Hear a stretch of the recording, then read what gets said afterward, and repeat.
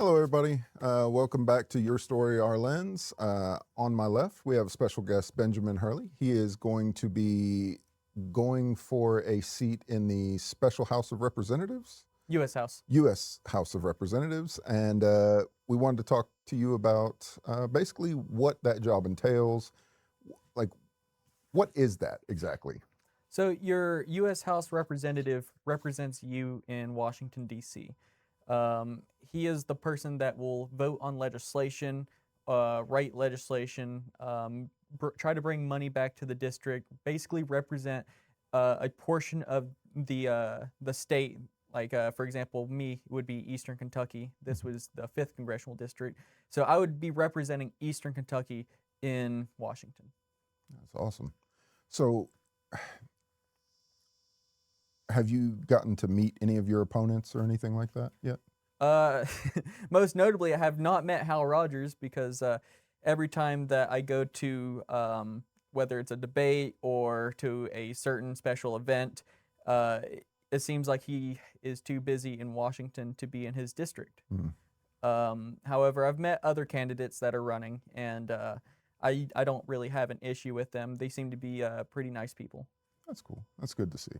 That's one of the things we've been talking about lately is just how politics have changed over the course of the last couple of years, and I think I have noticed a big push towards more technology to get people to know and to see what's going on out there. What do you think towards technology? Do you feel like it's improved or when it comes to politics? Oh, 100%. Like, you have to imagine this. We were riding horses for thousands of years.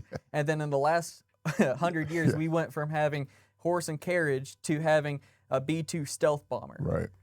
So technology in every way has improved since then. I think so. But in politics, you now see it to where a lot of your, on the state and national sites, where they're like pseudo Hollywood celebrities in a sense. And I think that takes part with the technology now, because now everybody can make a TikTok account. Everybody can have, a whole social media page dedicated to 100%. congressman or congresswoman, whatever. Yeah. We were talking earlier with our guests, and we were saying something about how, not really sure the term you'd want to use, but private journalism. So just basically just a public journalist, just a person who doesn't go through any of the same, news channels or any of that. They can basically do it themselves now. Yes. They don't have any of the same filters. I don't have to worry about coming back from our sponsor. We've got I don't have to do any of that cheesy stuff. It's good conversations, legitimate answers, and people don't have to wait to hear it. It comes out when you want to see it. And I think that that's massive when it comes to getting your word out there, just that push that gets people motivated to see what you guys are doing out there. I think it's great. And I'm glad to see that some people are actually endorsing it and they're kind of using it more. I think it's going to get better. Well, it's your First Amendment right, if you think about it. 100%. And I feel like a lot of the mainstream media is contorted and conflated in ways that sways many voters, many people into believing certain things that aren't necessarily true, but they're not necessarily false. This is more raw. Yeah. Earlier we were talking and I said that about I think that there's a lot of people who are really going out to go protest, demonstrate, do things, but I don't really see a lot of people reporting that they're doing a lot of voting.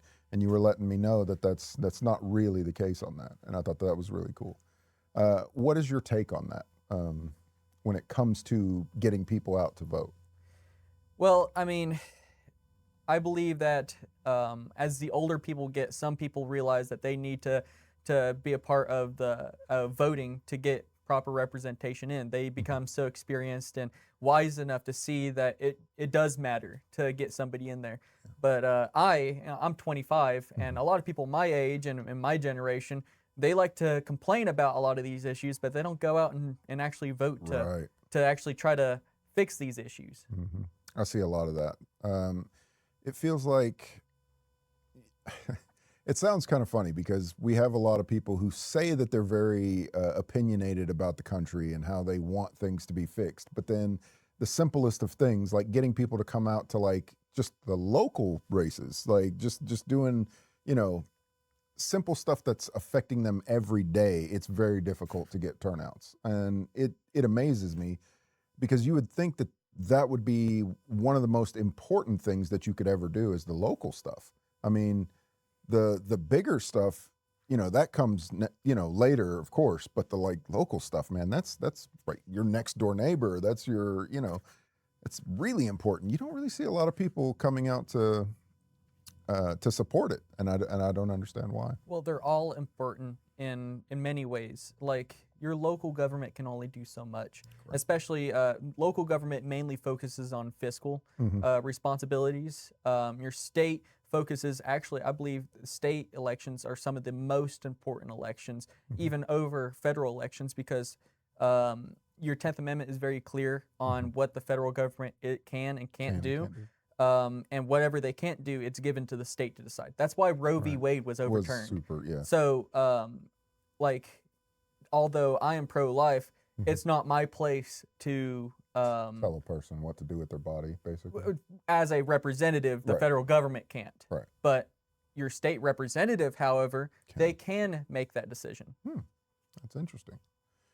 I feel like, do you ever feel like overreach or any of that is you know, is getting out of control? Yes, there's, like I mentioned, the 10th Amendment. I believe that like 90% of the bills that are passed, they violate the 10th Amendment. It's one of the most overlooked amendments. Yeah, I agree. I feel like there's a lot of times where, but I will say this on a little side note.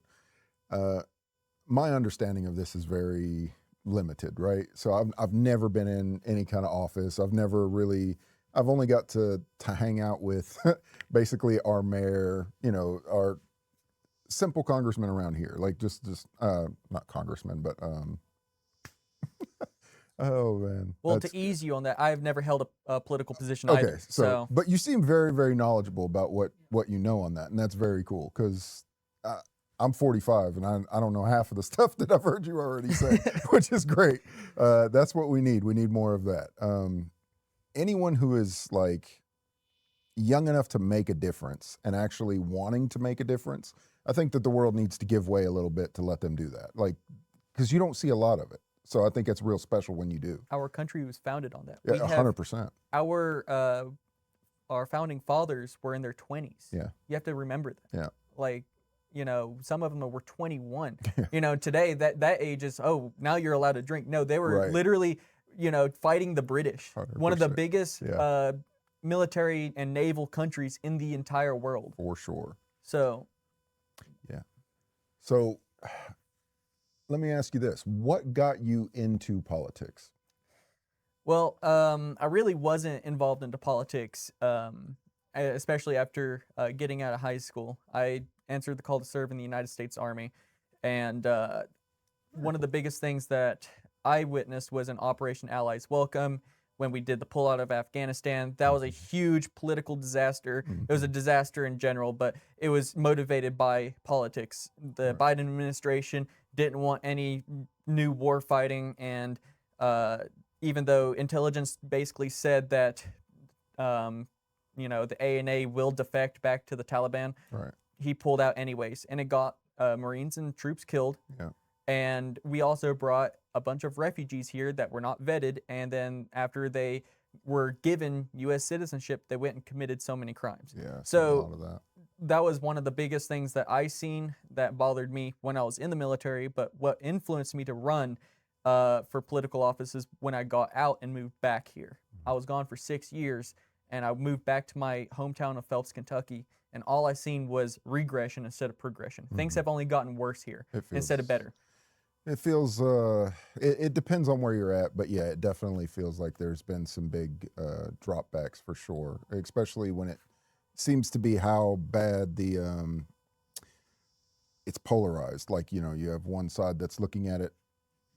I don't know what glasses people are wearing on either side. But you know, they're like, oh, it's good over here, and then this side will be like, no, it's really, we're doing great over here, and I'm like, I'm like, this is the same bird. If I'm not mistaken, we're in flight. We've got both wings going. They're flapping away. Your left wing is smacking the crap out of your right. Your right wing is smacking the crap out of your left. And I'm like, that's not really good for flight. It doesn't sustain us very well. So I'm curious, when you get in there, what do you hope to be able to accomplish when you get in there? Well, my motto has been putting Eastern Kentucky first. This is the poorest congressional district in the United States. 100%. Just by statistics, it is. We're either first or second between New York's 15th congressional district, which is the Bronx. Right. So that would be my first and foremost priority, is putting this area first, bringing in better jobs. I would like to bring an interstate through here because interstates bring jobs, and fixing a lot of our critical infrastructure. So that's my first thing, is like putting you all first. Yeah. On the national side, I want to hold all of our representatives and senators and anyone accountable, regardless of party. Yeah.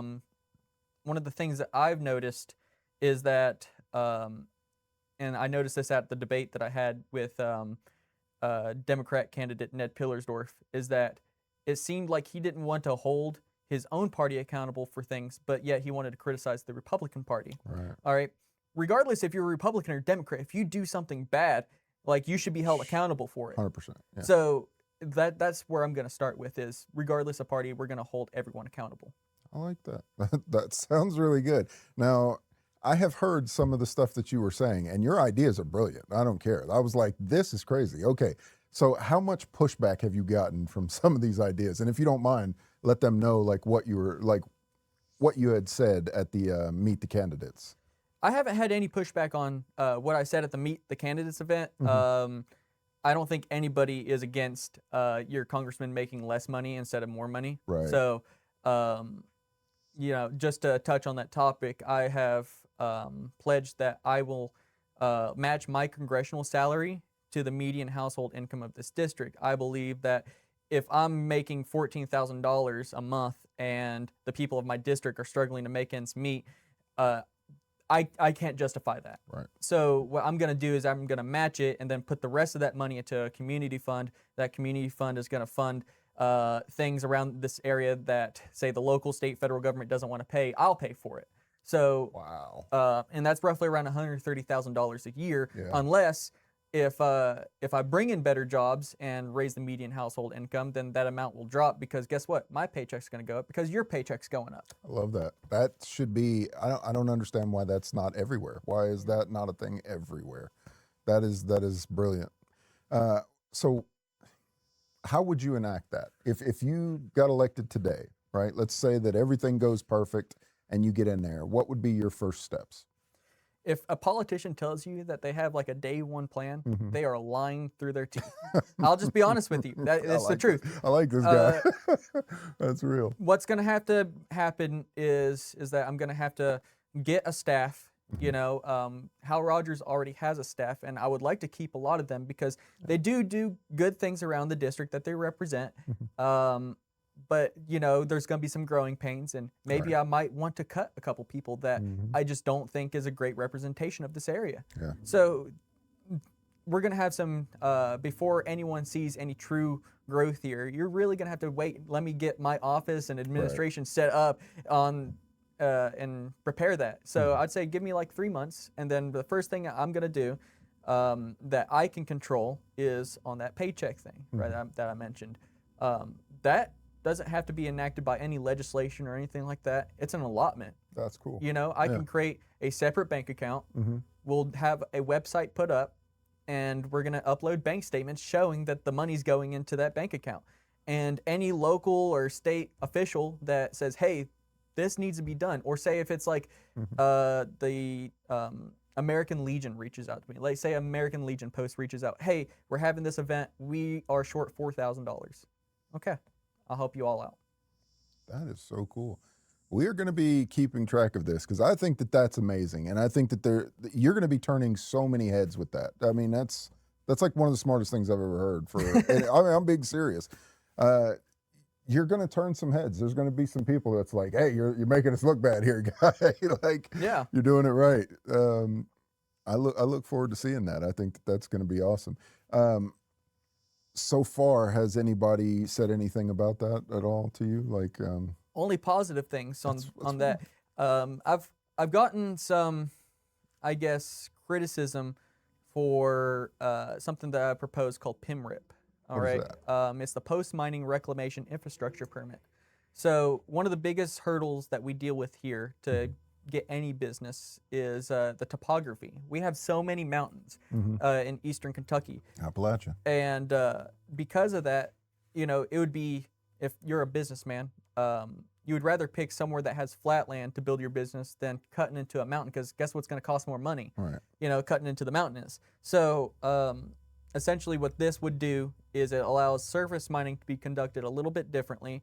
It's going to do top-down removal based on whether it's surveyed properly and not. It has to be qualified for it, because doing mountaintop removal can destabilize certain areas. You can cause flooding, but you also can now sell the spoilage, which is also illegal by federal government standards.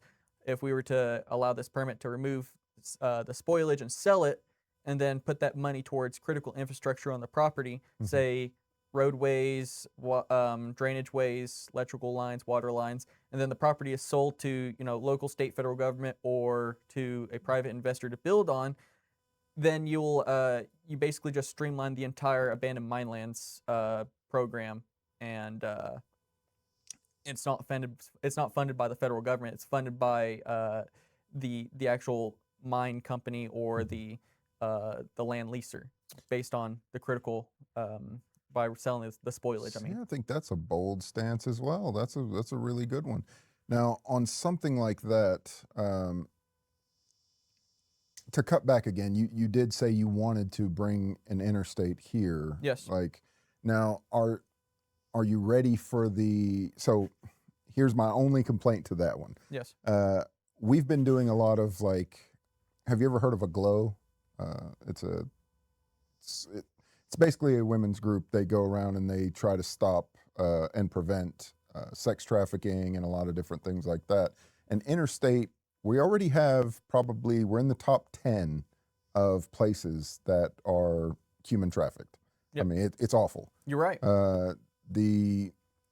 What is that? The Kentucky Derby. It's like the number one, which is awful. And you don't ever want to like see that or have that kind of an issue. You know what I mean? So what would you do in order to try to help prevent that, as far as? I've actually been touching on this. The government, the federal government, has very limited resources on that. It usually goes down to federal agencies like the FBI. Right. But our enumerated powers through like the Commerce Clause give us very limited power to do anything with that, because it is intra-state. Right. Makes sense. On the topic of like human trafficking, it's really up to your state government. And if the state government isn't doing their job in saving, people from being trafficked, then you might need a new legislative body. I think, from what I understand, it's more to do with the ease of them getting away, because it's on that highway and it's like, Well, the issue is law enforcement. Is that we don't have a strong law enforcement. You know how many police officers I've seen when I came here? 0. Really? Yes. I'm traveling from Pike County up to here. That's wild. Normally they're literally well, see, that's the thing about here. You won't see the police officers, but they'll see you. That's kind of where we're at on our officers. I didn't see any state troopers. Really? I seen one sheriff deputy vehicle by the road work down the road here, but they weren't like patrolling for vehicles. They had their lights on to protect stuff. Yeah. So they're not going to catch anyone trafficking humans anyways, unless it's like just wide out in the open. Yeah. But we have a huge officer shortage, because we have this huge area, and our like state trooper posts cover 4 or 5 counties, and they only have 100 troopers per post. Yeah. So you have a huge lack of law enforcement. I noticed something similar to that. I think it's the funding that they have is very limited, and I think that comes down to the state. It is, yeah. And then we are again talking about the poorest state in the entire U.S., which is kind of rough. So what do you have ideas wise about jobs and infrastructure? Well, like I said with the interstate, there's a reason why I want to build one, right? It was proposed in 2002. It was called I-66. We did a corridor from Virginia all the way down through eastern Kentucky, That's cool. but it was never built because it just cost too much. Is But that because of the mountains? That's yes, just, okay. That's what I exactly. figured. Yeah. That's exactly why.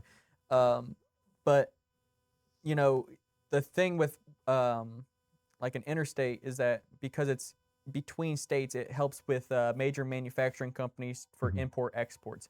And semi trucks don't have to pay extra fees. They can take the interstate and just travel on it. It makes it a lot easier. Yeah. Right. But we have a lot of state highways that get built and then they're ghost highways. So a lot of people are against building roads in eastern Kentucky because they see it as a waste of money. And it is, in a sense. State highways make it easier for us to travel, you know, but it doesn't make it easier for people to travel between states. And that's what we need if we want to become an import-export an area like that, you know? So we need an interstate. That's really good points. I like it.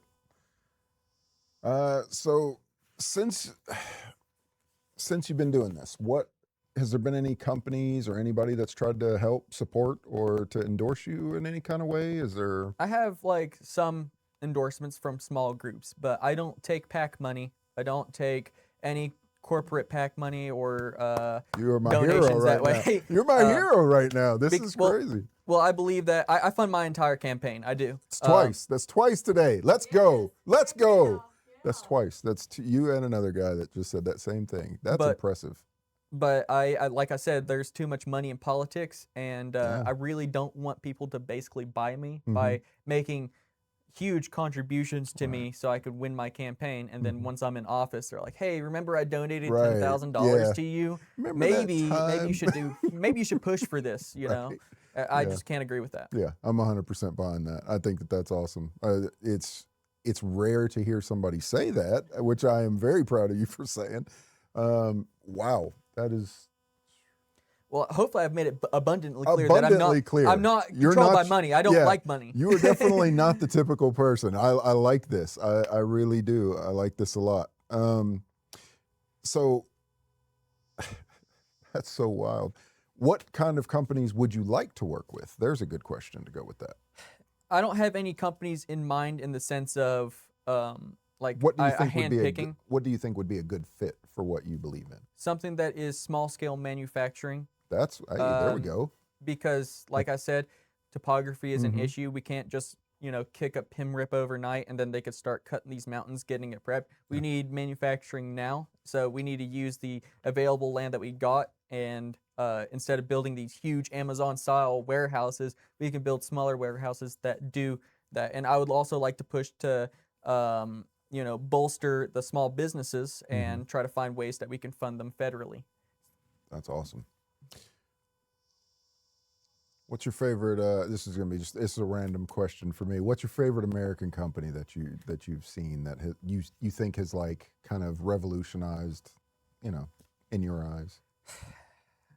I don't really have a favorite. Like, to be honest with you, I really don't. Like, I think that all of them have some kind of bad thing about them. So I'd rather not. Okay. It's like that idea of don't meet your heroes. Okay. Don't meet your personal heroes. I don't really like a lot of corporations in general. So I've been hearing a lot of like, I don't know, Black Rifle Coffee, for example. I don't think I've heard anything bad about them, but I always hear commercials about them. That's the only thing I've heard about them. I can't remember anything off the top of my head, but I do remember there was some controversy with Black Rifle Coffee. See, there you go. I don't that's know. My point. I don't remember off the top of my head what it was, but when you brought up Black Rifle Coffee, that's exactly where it went to my head, is that there was some controversy with them. See, I hear them in commercials, and that's the most that I've gotten off of that, is just hearing them in commercials. I know that there's a lot of the famous podcasters seem to love to like gravitate towards them, and I just noticed that there's certain businesses that seem like it's okay to do work with. And then there's some that it's just like, absolutely, let's not do that. Like, you know what I mean? So finding that healthy mix, like what is your qualities of a healthy mix for an American, like, well, I feel like that like I said, there's always going to be some controversy somewhere with something. Mm-hmm. Like me being in the military, I'm a huge gun guy, you know. So there's a There we lot go. of gun companies that I absolutely love. Okay. But do I want to bolster the military industrial complex? Not really. It's a fair You know, point. like Yeah, it's a fair point. I'm not a big fan favorite of the company Daniel Defense, but I like their guns. It's a fair point. Yeah. So I would have to say that when it comes to bringing businesses here, Mm-hmm. I'm gonna think about putting you first and not just about. I want to make sure that that company isn't gonna screw you over, is what I'm saying. That's a fair point. You know, I Mm-hmm. want to make sure that you will get your honor, you know, your hard day's work, your actual pay instead of getting screwed out of, you know, potential thousands of dollars. Yeah. So Especially when we're only getting $7.25 an hour, it's kind of hard to lose anything out of that. Even a penny is too much to lose sometimes. well, that's the thing though is like we talk about. You brought up the minimum wage. Mm-hmm. The issue with raising the minimum wage is that it also inflates Other goods, as far as like just inflation yeah, in general. just in general, So, yeah. because guess what? Companies are going to take advantage of that. Yeah. Because now they're going to write that as their operating costs that they need to Mm-hmm. pay you more Yeah. based on what the higher minimum wage. But guess what? Many companies already have to pay you more. So, out of everything that you've had to do so far, what's been the hardest thing that you've had to overcome in Name this recognition. name you know, recognition? Hal Rogers has been in for over 40 years. I mean, he has a whole parkway named after him. That's So, wild. that's so a I hard mean, the name recognition is the hard thing. But I mean, my name is kind of you know, it's Benjamin Hurley. It just rolls off the tongue right nice, and a lot of people remember it. So and it's untainted. That's a great thing. yeah, That is a great thing.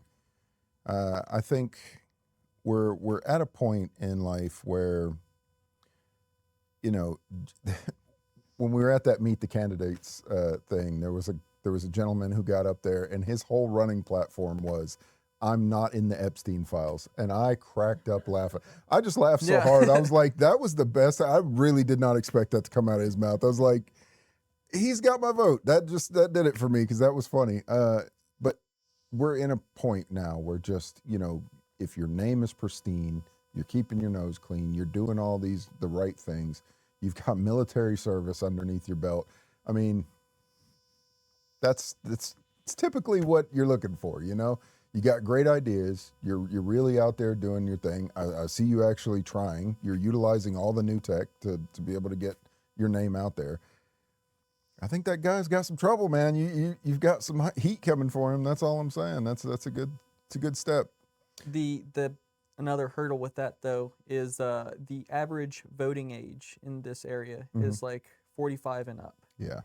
So because of that, they remember Hal Rogers back in the 80s, 90s, and early 2000s. That's and not They him don't think anymore. about Right. the current Hal Rogers that we have today. Right. And that goes with age. It goes with position, because he used to be on the appropriations committee and secure so much earmarked funds for this area, but he's no longer chairing that committee anymore. But people don't realize that.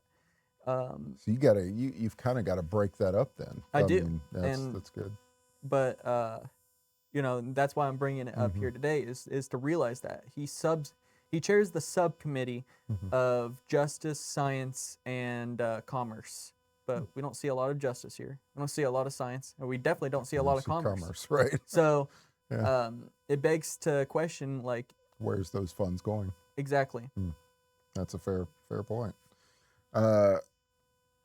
You know, talking about like the older, I mean, you know, Mitch McConnell, you got like, you know, these guys have been in there for so long. If you've been in there, you know, 40 years and you're not getting anything really for your constituents, it's time to go. Like, and I think that's what I'd like to see more of, is people actually voting to get these guys out of there. Like, getting new blood in there to actually really change some things up and really kind of like do something. It feels so weird. When you go around and you're talking to people, what does the temperature feel like? Does it feel like people are wanting change, or does it feel like they're just still stuck in a rut? I would say that a lot of people want change, but there's a certain kind of like nihilism Mhm. that I experience, to where some people will act like that nothing will ever come to this Change. area. Something will They just never. yeah. This area is always going to be poor. We will Mhm. never have anything here. Yeah. You just better accept it. Yeah, I see that a lot of that, and it just, oh, it's just the way it is. It's like, no, that it doesn't have to be. Like, I get where you're coming from on that. That's yeah, that's it's this area. I swear, that's what we were talking about this morning. I said, you know, small towns, big cities. That like, you go to a big city, everybody's just rude. Like nobody wants to talk to you. They'd just rather spit on you than even say hi. Like just going on. I'm busy. They don't they don't want that. But there's nobody knows anybody in a big city. They're just like you might have a handful of friends, but other than that, you don't really know anybody. Then you've got small town. You know everybody, right? So then there's it has to be like a healthy mix that needs to be added somehow. And we were talking about that earlier today about how like Lexington, right? I love that place. I mean, it has kind of like a big feel to it, but it's really small. You know what I mean? Uh, do you see any of these places ever becoming something like that, to where it feels a little bigger, more commerce, just more, but yet still staying? I'm from Pike County, so we have Pikeville Right. right next door to me. Yeah. Pikeville wants to expand, Nice. but where they want to expand in is only in the medical field. You have Pikeville Medical Center buying up a lot of already pre-existing land there, Yeah. and it's rightfully so. I mean, they just bought a strip mall. It did kill out some businesses there, but they're putting a daycare there for the people that work at PMC. Yeah. I see that as a common good, but I don't like to see small businesses being killed out because of that. I would rather see them cut into the mountain and expand on usable land in the area. Right. But like I brought up earlier, if you have the choice between choosing flat land or pre-existing land that's already been Right. developed and land that's not developed and you have to cut into it, you're going to choose the one that's pre-developed because it's going to be cheaper. Yeah, it's true. I think with that here, we have King's Daughters, right, which is like our pretty much number one supporter of everything here in Ashland, and they're amazing. But it's like, I would like to see more businesses try to like still be themselves and work with King's Daughter, not just like succumb to King's Daughters. You know what I mean? Like, and I think even King's Daughters itself, I think, would probably feel that same way. Their board members and everything would probably like to see the place, flourish. And I think that with everything that's going on, getting more businesses to start kind of ramping up and stuff like that, what do you see needs to happen? Like, what's your take on that? There's so many things. So we mentioned the topography issue, right? That's the first big hurdle that we need to get over. But we are bleeding here. Our youth are leaving to go to other areas to work. Look at Georgetown. It's one of the biggest areas for the Toyota plant. A lot of Eastern Kentucky young men and women go to work at Toyota. Right. Because it pays really well, and they go live in Georgetown. Yep. And you mentioned them, our workers here going to Ohio to go work. That is a ever-growing problem that we see here, and one of the biggest issues with that is, well, the lack of jobs, but no one wants to bring their business here because of the lack of workforce. We don't have a good workforce because the people that stay here are well established and they already do their own thing, or they're on a fixed income, so there's no reason for them to move anywhere to get a job. The people that are like young 18-year-olds that run the primary workforce in this nation, they move away from here. So that's the biggest hurdle that we're going to have to deal with too, is the workforce. Another thing, what is forcing everyone away from here? Utility costs. It's huge. Okay. AEP is going crazy. Kentucky Power, right? So going crazy. You have to think on this, right? It's not just Kentucky Power, because whenever Kentucky Power puts in a rate increase, now operating costs have to go up for water utilities because their operating costs go up, so now they have to charge us more, all right? If you're running broadband services, whether it's AT&T or Verizon, they use electricity, so now their operating costs go up. Now our bill has to go up over here. All our bills raise when electricity raises. right? Which doesn't make any sense to me. Like, Well, I mean, to me, that part just doesn't make any Well, sense. what I'm trying to say is that it does make sense because when electricity rises, operating costs of these other businesses that are utilities that we use I mean, go up. I get that part. I'm saying, so I'm on this big thing where, you know, and you strike me if I'm wrong here. We have so many multi-millionaire, billionaire businesses that are, for some reason, lack of a better term, they just don't care about the people who put them there. Yes. And it's weird to me that you see people are just like, yeah, it's okay. It's like, no, it's not. It's like, we have these businesses, we have made them filthy, filthy rich, and they just will not give back to the community that they got their wealth started on. It's because when you're a corporation, you have shareholders. Right. All right. There was actually a Supreme Court case between Ford and the Dodge brothers. All right. Dodge brothers were shareholders of Ford. And when Ford That's wild. wanted to give dividends back to the workers, Dodge brothers sued Ford because of that. And then this went all the way up to the Supreme Court. Supreme Court ruled that the businesses, whether it's a corporation, their sole priority is to the shareholders, not for the people that work for them. So when it comes to all these billions of dollars, you're seeing that it's given in dividends to shareholders. Right. That's the biggest thing. And it's because it was ruled by the Supreme Court. You know, we have God, that's so that we have a court so case that made it law to do that. And it seems dirty, doesn't it? It does. That So- seems very But why I'm bringing that up, if we go back into this Kentucky Power AEP case, it was 2025 00257. One of the things that they said, that the reason why they have to raise our rates is because people are moving away from here. But when you raise the rates, it makes it harder for people to live here, so they're going to move somewhere else with a different electric company. Yeah, it's And it just continues the cycle, does it not? yeah, completely. And they're going to be talking about bringing in these what are they called? Data centers or Yes. whatever. Oh man, come on. Well, That's we're going to be be pushing against that, but that's going to be interesting one way or another. That's another fight that's going to show up. But another thing that I don't agree with is the people paying to repair the Mitchell power plant. Yeah, that one's weird to me. Like, Well, let me explain this, and I'll put this in like layman terms. Let's say you go to McDonald's, right? And you want an ice cream from McDonald's, but the ice cream machine is broke. They tell you you have to pay to fix the ice cream machine. if you want ice cream, right? It just And makes no then, sense. and then once you fix it, then you got to pay for the ice cream. Right. It's like, but with no benefit at all. No benefit. with it at all. Just hey, you need to help me fix this. I believe it's up to the parent company to I fix it. believe so too. All right, because like- on the books with Kentucky Power, it might seem that Kentucky Power can't pay for it, but you know who can? AEP can. Yeah, 100%.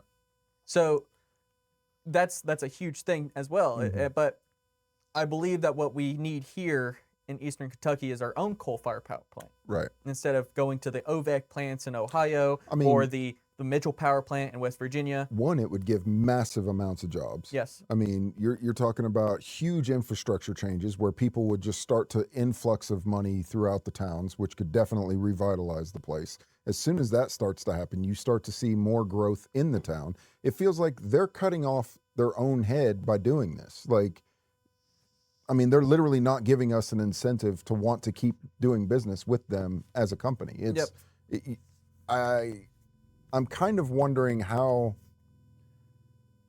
at some point, it has to snap, right? Like, I mean, can the government step in on any of these types of parts to lend a hand, to be like, hey, listen, you guys are overstepping your means with Limited.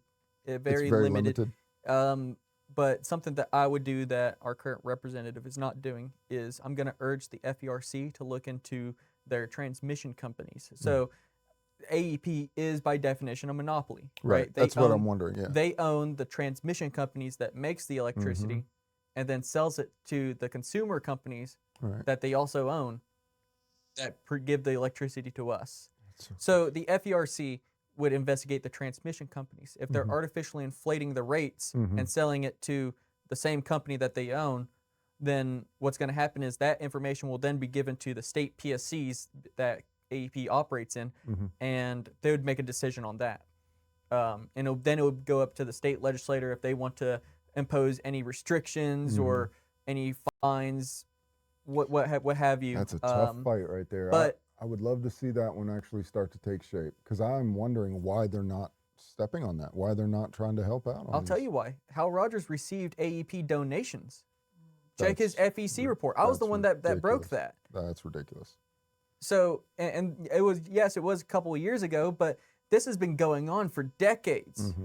This isn't a new problem. It's just, we just had enough recently. But, you know, like I said, we had this nihilism that nothing's going to change here. Right. And then finally, some people started stepping up and saying, you know what, I'm tired of this. Yeah, I think everyone's tired of this. Our biggest numbers we've ever had was when we went down there to go talk about this AEP problem. It's ridiculous. And then they're trying to raise it again. And they still ended up winning, I guess, a little bit to They be got able a to raise it 6% up. raise Yeah, instead which of is 15. Right. So I was like, that's, you know. But they're hey, now pushing to see if they can get even a again, little bit more. Yeah, I'm like, saying they're appealing it. They're saying 6% is not enough. Yeah. We need a little bit more. which was like the best view we had was there was this man that got up there that said, well, here we are. I'm back up here again. I'm not a good dancer, but here we are dancing again. He's like, every year you know, we keep batting you down, and every year you keep coming back telling you you need more. And he's like, you know, there's got to be some kind of a give and take, but you're just giving, take. And I get it, man. Yep. It's people we're frustrated. Well, think about this, right? But this is the hard part, and this is just the hard truth, right? Operating costs do go up. So you're going to see a rate increase. Right. But this is my problem, is AEP's CEO is the highest paid CEO in the entire U.S. Of last year, right? So, but he's not going to take a pay decrease. He's not going to cut his pay so he can accommodate for other people. What he's going to actually do is going to lay off a bunch of people, and the company is going to go into recession if we were to do that. And then all they're going to say is, "Look what you did to us. Now we're receding, and it's your fault." No, it's not going to happen like that. What needs to happen is you need to cut a lot of these executives' paychecks, but they aren't going to do that. God, that's so crazy. Oh man, I see this as just the time where the tipping point is coming. Like, it's getting to a point where I'm seeing so much just trouble coming from this that there has to be some kind of a, you know, decency has gone out the window. Yes. Like we're way past that. Like, you know, when you're making that kind of profit and you're still trying to push for more because you don't feel like there's any other place you can take from the money. Like how are we allowing this to continue? I wouldn't do not advocate understand for it. I believe that you have the right to peacefully protest, Yes. but I don't think rioting is the problem. No. Proper way to handle it. But it wouldn't surprise me in the near future if I start seeing riots against AEP and Kentucky Power. My thing with that is I feel like you give them power if you do that. Like if you riot and you take the law in your own hands that way, you're giving them essential power to be able to attack you back with it. I agree. The way that it needs to be handled is the only way all of this needs to be handled is you move with your feet, with your paycheck, with your money. If you stop working with them as far as their services and start working towards other goals, like you could put your money towards other things and quickly that can add up to something else. What about this, right?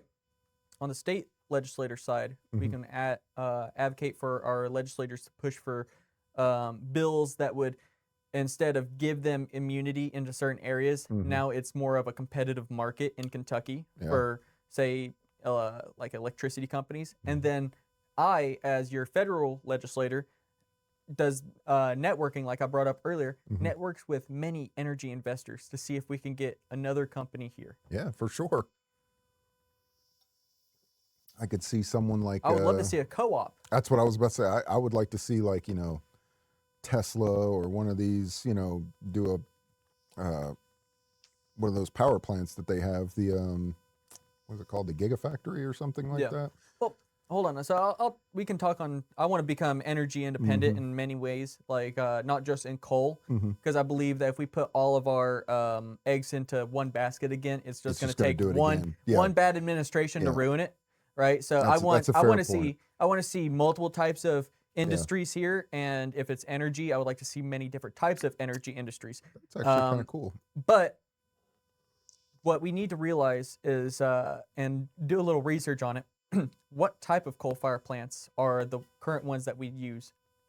One is the Mitchell plant is a supercritical coal-fired plant. Its efficiency is in roughly the 30% range, right? God, that's The horrible. OVEC, Really, it's only 30%. yes, Jesus, that's horrible. the OVEC plants, one of them's a subcritical. I don't know if they have a supercritical, but I do know that they are subcritical. It's even lower than that. It's like 28.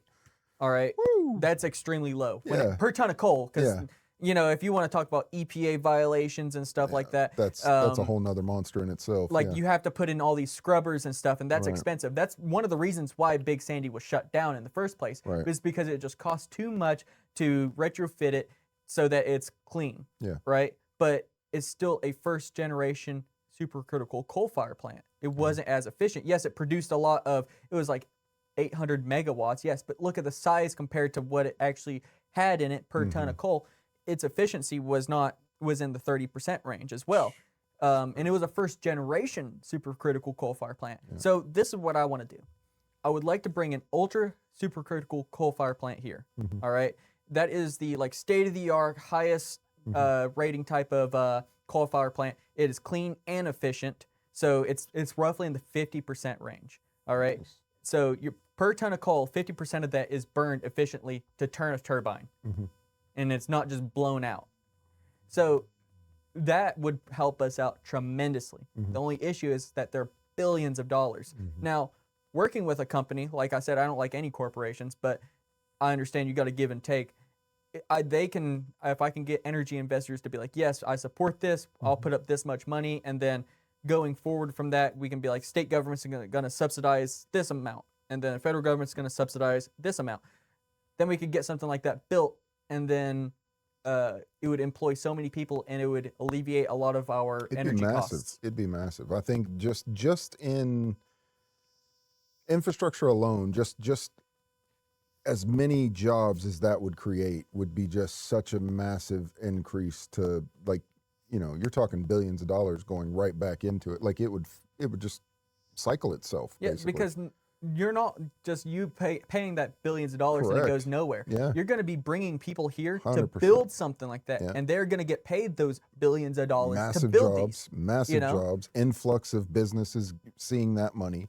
You're going to in turn see taxes come out of that money. You're going to in turn see it's literally just a washing machine. Like it would just continue. But you know? it's also going to bolster the mining. Yeah. You have to think of that. We have over 24 billion tons of coal left in these mountains. All right, that's a lot of coal. That is a lot of coal. Okay, what you're going to see is that the demand for coal is going to rise. It's going to be local to the area, so you don't have to do too much hoops into transportation of the coal. Right. And it's going to bolster it so that these minefields start actually becoming mined again. Yeah. You start seeing trucking get back into the money of it. You start seeing like the heavy machinery start getting back into the money of it. The actual coal miners themselves, all of the different types of, like, you know, gear that they need. Man, that's a lot of wheels to be turning. I'm just saying that's a good thing. Like, we have so many people in Congress right now that say that they're pro coal. Well, they And they hate the word fracking. You say anything fracking, they instantly just lose their minds. Like, Well, you have to think though. It's like a huge competition in the United States between big oil, big nuclear, Yeah. big coal. Yeah. You know, and so they all want something to undermine the other two or other three. You know, we even clean energy like solar, wind, and stuff like that. They all have their ways of saying, well, we don't like you because of this. You should Right. definitely put this legislation in to help us out. 100%, right. So, like, I would like to help out all ways Mm-hmm. to, make energy. However, it has to be profitable. Right. You know, that's one of the biggest criticisms that I have against what you would call green energy is because many times it's not profitable. Now, in the future, that might change, and then I would be for it. Yeah. You know, but until then, it's not profitable. I just want to see more. I want to see more people understand that 50% seems, and that's ultra high, like you said. Yes. That's crazy to me. And it's only 50%. Like, you know, anything in the 20s and 30s just needs to just get like that is just ridiculous. Yep. That wow. And what is nuclear? I mean, how much is theirs? So nuclear is different on how they do it. All whenever you make energy, all you're doing is turning water into steam. Right. That's what you do. Yeah. So And the steam turns a turbine. The turbine yes, captures and collects there's it. different ways for nuclear to be efficient. Mhm. You know, but if we're talking nuclear, it's not about the efficiency of it. It's more about the waste that comes out of it. Right. That's what I It's was thinking. very nominal. Wow. You have little to no waste. Yeah. So I'm not against nuclear, but the thing is, we can't support a nuclear power plant in eastern Kentucky at its Right. size. But they are working on making these smaller nuclear power plants that are very, like, they're put into the ground and everything. Mhm. And I think those would be perfect for the area because they are, like, extremely efficient. They are extremely green. And all the nuclear waste, it's not comes in these big barrels of green glowing goop. Yeah, You know, yeah. it is That's the funny these part. like depleted uranium bars Yep. that were enriched, and then they're sent to, or plutonium, they're Right. sent to somewhere else into a different state, into like a designated area to be put into the ground there because So we hear a lot of like bad, I think it's got bad stigma. Just you hear so many people that just associate nuclear with weaponry. They don't think about it as the actual power itself. well, no, they get it because big oil did a huge Smear campaign, yeah. back in the 80s, especially after Chernobyl. Yeah. But you the started issues seeing with all those movies, like the zombie movies came out with Well- that, but they were all funded by those guys. So yeah, but you have it's to super think funny. though. Yeah. You have to think is like Chernobyl. Why Mm-hmm. do you know why Chernobyl had a meltdown? Mm-mm. Terrible political leadership is one of them, and a dilapidated infrastructure. Yeah, just All right. nobody wanted to pay for it. The federal government doesn't have many pulls on when it comes to energy markets like coal and oil. Yeah. But you know what they do? Nuclear. When you have a nuclear power plant, it's through the Department of Energy. Yeah, so you better be doing it right. So they have huge regulations, and so many of them regarding on critical infrastructure to prevent a meltdown. Yeah, So we wouldn't have an issue of that. that's so wild. Yeah, that's one of those things that I would like to see more push on, just trying to figure some of this stuff out, but it doesn't seem like they're interested in that. They're just like, if it ain't broke, don't try to fix it, Well, like I said, though, it's like But it's definitely broke. It's been broke. It's been broke. So that's the problem that I'm seeing. You see a lot of people, it's like, if it ain't broke, don't fix it. It's broke. But that's my thing, though. Is like that's why I'm still pushing for coal because we got a lot of people that, profession-wise, they don't want to do anything else other than mine coal. Yeah. I don't think that it's the best profession. And It they've isn't. been- My father was a coal miner. Yeah, I was about to say, I've but they've been seen- doing it for so long. They know I've seen what coal mining can do to someone, Yeah. especially underground coal mining. for sure. Right? Yeah. But some people, once you find a job that you love, you'll never want to do anything else for the rest of your That's life. the And truth. some miners are like They that. love that. Yeah. So if I can bolster the mining community by bringing in, something that will rise the demand of coal so that it puts them in business, then of course I'm going to try to do that. Now, I've heard some horror stories on coal, and most of the guys that I've met that are coal miners, man, those guys are hard. They're hardcore, man. Those dudes, good dudes. Like they don't see, I don't see them going out of their way being sick. Like, you get a lot of people that's like, oh, Yeah. it's just going to kill them. I'm like, that's one of the healthiest dudes I've ever seen. That dude come to, like, I used to work out here at Sandy's, and this guy would come out there and he'd be just covered head to toe, but you could tell this dude worked his ass off. Like he, Yeah. no, hands down, this guy's the hardest worker in here. We always just be like, yes, sir, here we got you. Like you need something, let us know, He was a good guy. I don't know, man. Everybody I've ever seen that's worked with coal, like just, I don't know, they're happy doing it. Like they love it. It's what they do. They've got generations in it. And I don't know. I mean, back in the day, I could understand it was probably horrible. Conditions were horrible. Like, there was so much stuff. But over the years, we've definitely, I would imagine. Well, the issue with it Better and the to stigma learn. on that, like you brought up about many years back, is that it was essentially like indentured servitude. Right. It was slave labor in Yeah. a way. Because they didn't even pay you in U.S. currency. They Right. gave you Those little what you Yeah. would consider like a minor currency, Yeah. and you can only use it at their store. Mm-hmm. So, like there's definitely ways to criticize it, but modern day mining is nothing Not like that. what it used Right. to be. That's what I'm saying. It's like we've come so far when it comes to so many things. The gear, the tech, the different types of machines that do it. Like this, it's night and day from what it was to what it is now. And I don't know. I feel like, jobs are jobs. They're sparse right now. We need the work. I don't think we can be, picky and choosy at the same time. It's kind of Yeah. a weird, something's got to give. That's all I'm saying. It's just interesting. Nonetheless, like I would like to bring any type of jobs here. Yeah. I not everyone's cut out to mine. Right. Not everyone. I would like to bring a lot of academically influenced jobs here as well. Because a lot of people they go to college here, whether it's at UPike or EKU, whatever, and then they will say, I want to go do this specific profession, and then they'll leave. I would like to see, this is going to sound really funny, but I would like to see this place be the new source of entertainment as far as movies. We have the hills out here, the woods, like insane, incredible locations. Like as far as infrastructure, it's not really that hard to get people to come around this area. We've got plenty of people that have talent, like real talent, actors. We've met a few that's come onto the show. This place could be the new, quote unquote, like a smaller version of a Hollywood. Like I could see that happening pretty quick as far as making movies, entertainment, different things like that. And I don't see why we don't see a lot of people doing that around here. It's kind of an I'll tell you interesting this: I have limited information on that. You definitely hit a topic that I'm not too informed on, but I'll talk about it because I like the idea of it. But I feel like that we should be more pushing towards music because we have a 100%. lot of bluegrass. Anything creative. Think of like, have you been to Nashville at all? Yeah. All right. So I used to live in Clarksville, Tennessee when I was in the Army. So that's about an hour away from Nashville. Yep. We would go to Nashville on the weekends just to go to these country music bars and listen to the live performances that you would have there. Yep. And some amazing people that you'll see. Yep. And a lot of the people here, they actually get the chance to go to Nashville to do that. Shout out to Shelby Lore.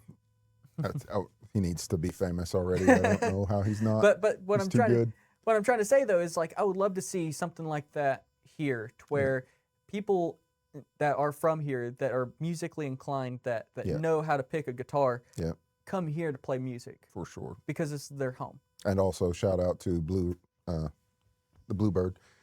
These guys are amazing. Jesse Hunt, he is awesome. He raises money for charity, he does all this stuff, but everything to do with music. That place, I'm telling you, it's just right down here. I would love to see that. I would love to see more music, more everything. It seems like that's what we were going towards. We have like the big slogan, "Create here with us," and there was that. I don't remember what it was, but I don't know. It feels like that's the route we should be taking. More jobs that are like towards entertainment, art, creativity. We've got some smart people, man. It's not. I don't know. It's got a stigma around this area that it's just nothing but like, hillbillies, pillbillies, nothing but drugs. It's like, no, man, we've got artists, we've got musicians, we've got so many talented people. It needs to be shined on more. That's hopefully we'll get to see that more. I agree, but you brought up about the drug crisis here. That's a big one. Like it is a heavy stigma that we carry through Appalachia. It is. And regardless if you're in Kentucky, West Virginia, Tennessee, Georgia, if you're in Appalachia, there's a huge drug crisis. Why do you think that is? I'm going to go back. Now, the only reason you're going to hate me on this, Okay. it's interstates, man. Interstates are where drugs come in and out. Like that's the main hubs for that stuff. And I feel like you don't really see a lot of these, like there's no big fields around here to go, grow the drugs. It's coming in from somewhere and somebody's allowing it to happen. That's all I'm saying. Well, we don't have an interstate through eastern Kentucky at all, and we still have some of the highest drug crises. Okay, that's pretty true. So I'll tell you exactly what it is. Okay, like again, lack of enforcement. We don't have any too many enforcement officers. We have a lot of these people that do drugs, they get picked up, and how our jail system is set up, it's essentially a business. So the only way that these jails make money is hosting state and federal inmates. If you're a local inmate that was doing drugs, they're going to let you back out immediately. And then it's just going to repeat that cycle. There's a lot of trafficking that goes through Appalachia because they know you're not going to see a police officer on the road. It's very rare that you're going to see one, and if you, as long as you're doing the speed limit, you're not going to get pulled over, unless there's a huge, infraction that you can see from the vehicle. Easy place of traffic because guess what? You got Columbus, Ohio. You got Huntington, West Virginia. Yeah, horrible. These are areas. These are huge hubs for drugs, and the best way to get there is through Appalachia. Easiest way to not get caught. I think, especially with crumbling infrastructure where there's no jobs really that are paying really good, you're going to see a lot more people kind of go towards that. Jobs go hand in hand with it because it's a mental health thing. Yeah. People divert to drugs because they have a lot of issues in their life, and a lot of issues in their life usually comes with financial strain, which a lot of people here have because we don't have jobs. Right. So one is enforcement. If we can catch the traffickers before they even drop little seeds of drugs here in these smaller communities as they go to these huge areas. Right. Two is dedicated treatment facilities. I'm loving that part. So I'm seeing a huge push for people. I mean, more than I've ever seen for people to get clean and sober. Now there's houses where they'll actually bring you in. There's, But here's the issue with them is that they're completely voluntarily. Right. You have to want it. Yeah, that's for sure. 100%. But the thing is that a judge can say, well, you can either go to a jail cell or go to these houses, and then you go there, and then you find out that's a volunteer program, and then you leave, and then the court gets notified on it, but you don't have a residence. Right. You don't have a residence, so they're hard to find you. And next thing you know, you're still on the streets doing drugs, breaking into people's houses, stealing, petty thievery. You're not wrong. So this is what I'm going to suggest, right? What if, for certain jails, we have a dedicated treatment facility in the jail to where they have an option. It's either you go to a jail cell and do it cold turkey, or you go to the treatment facility in the west wing of the jail to where you have a lot more liberties to do things and to get clean, to be proactive. And if you break any of these rules that we're going to give you, you're going to go back to a jail cell to serve out your time. It's still considered incarceration, but you have different liberties in the sense of we're here to help you, and it's either you can do this the easy way for us to help you and get clean, I think that's or you can brilliant. do it the hard way and go to a jail cell. I think that's brilliant. What I would like to see on that is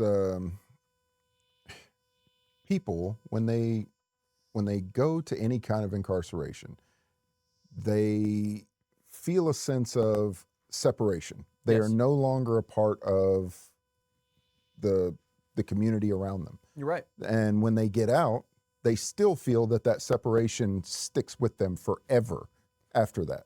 Essentially it does though. It's on your record. 100%. But there needs to be some kind of a way to get a redeeming moment for people who are actually, if you made a mistake and you're trying to do better, to get that back. But that's what jail is supposed to be for. It's supposed to be a rehabilitation. But there's nothing in there to rehabilitate somebody. You're right. And that's where I'm talking about these treatment facilities, right? What if we have the incentive of you can go to this treatment facility and you'll have your record clean. It will not pop up on your record at all that you were arrested for drug because you went and got clean. And see, that's the other thing. We're seeing more stuff for just drug abuse where I've seen guys, this is a true story and it's really weird. I've seen people go and do crimes and then at the very last second, when they know that they're about to get caught, they take a bunch of drugs just to say that it was because of drugs, because they know that they're going to get a less sentence because they're saying that they were on drugs. That is a systematic issue. Ridiculous. That is a systematic issue. Ridiculous. And it's an issue here because guess what? You have separated courts between like criminal court and drug court. It's so ridiculous. So if you want to get tried by a drug court judge, then you better have drugs in your system and blame it on the drugs. And that's what they do. And that's just, but that's ridiculous. It should be, listen, if you're doing something stupid, there's probably a reason for it. And they have to acknowledge the fact that these are people and not just statistics and numbers. I heard a quote and it made me sick to my stomach that they said that your average, just average person who goes to jail it costs $80,000, right? The jail itself will receive $80,000 for that inmate for one whole year term.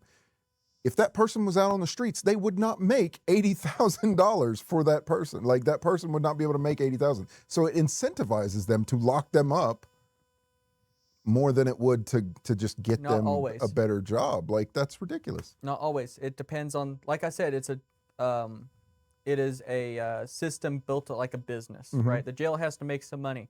Right. Federal inmates get paid that. State inmates get paid that. Local inmates do not get paid. So that's why they end up back on the streets. Right. So, like I said, again, with these treatment facilities, that opens up so many federal grants to alleviate the cost of running a jail, so that now you don't have to have as many state and federal inmates. So now it's kind of redundant to keep so many locked up. Like, at one point at the Pike County Detention Center, we had 250 inmates from North Carolina. Wow. Because they were federal inmates and they were getting paid. See, it's wild to me. It's like there's got to be some kind of reform in that, and it's got to be voluntary through their system as well. I mean, and again, that goes back to what we were talking about before. You're not going to see people, they're not incentivized to want to do that. Like, if they're going to keep making money off of these people, they're not going to go out of their way to stop that money from coming in. Yeah, well, that's why what I'm saying is, like, find different avenues to get the money, more ethical avenues to get money. You know, another good thing that I've seen is cutting costs. So the Jackson County jail, their jailer, great guy, I met him at a meeting. He proposed this idea, to propose this idea of him in the jail where they operate making things in the jail. So basically what they do is they have these specialized mats that they have in the jail. They make them in-house, and it cut their operating costs. So if we do that in other jails, because another thing that also builds experience, now you have a profession that now you know how to use. Are you going to be making mats? No, but you might be able to get out and something like that with that. you know, find something similar to that. But now you're also, the jail is not spending as much money buying from a company that's not even in Kentucky, bringing these mats here, putting them in there, and you could apply that to anything. You can make anything, bed sheets, you could, anything. You put your mind to it and we could do it. I would like to see incentivizing bonuses for,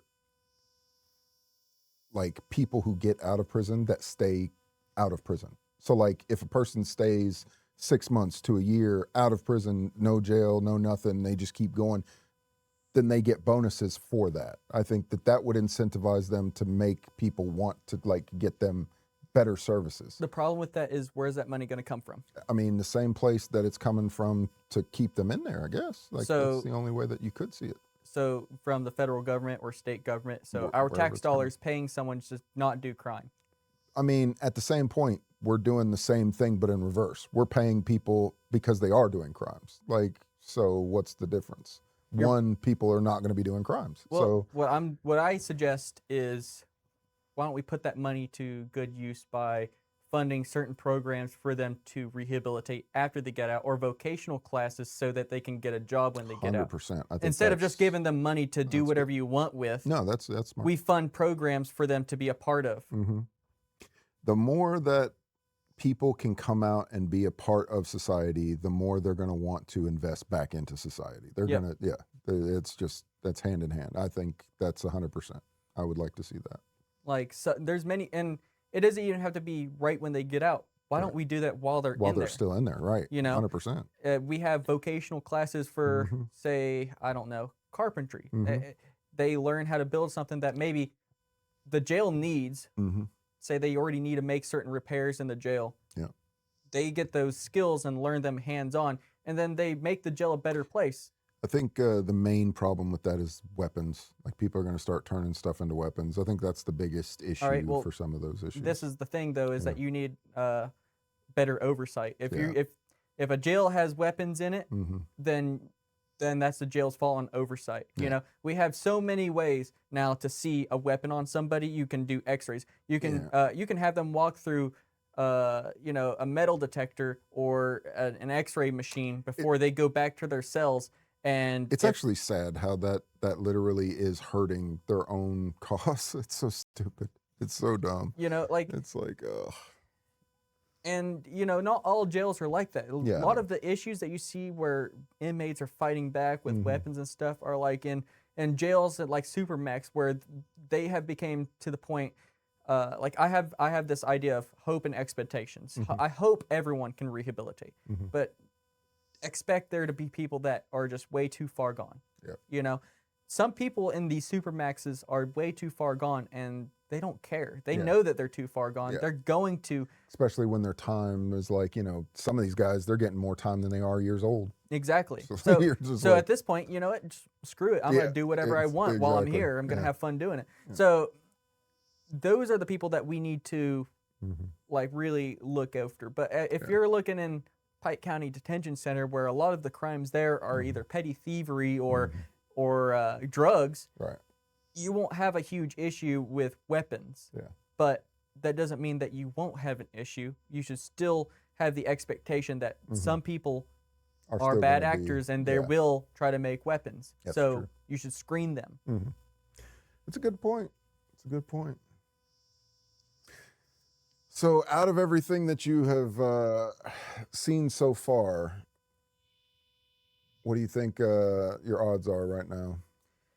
I'd say it's going to be very close. I think it is. I think it's going to be very close. I'm pretty excited about it, man. There's one of three ways it could go. It's to where either Hal Rogers blows it out of the water like usual, or I will come out ever so slimly on top out of the most. I think you're going to be a game breaker, man. Or one of the other candidates will. Yeah. No, And- I so- watched it. The other candidates are good too, but from what I saw, you're going to be a game changer, man. This is you got the idea and the outlook for it. So I'm wishing you luck on it, and I think appreciate it. Thank you. It's going to be awesome, man. Hopefully, from this, you'll get a big bump in some people that will see this and be like, "This guy's got some points, man. That's great." What's your next stops? Somerset. Somerset. That's the biggest area that I need to hit next, right before the end of the primaries. So Oh, that's awesome.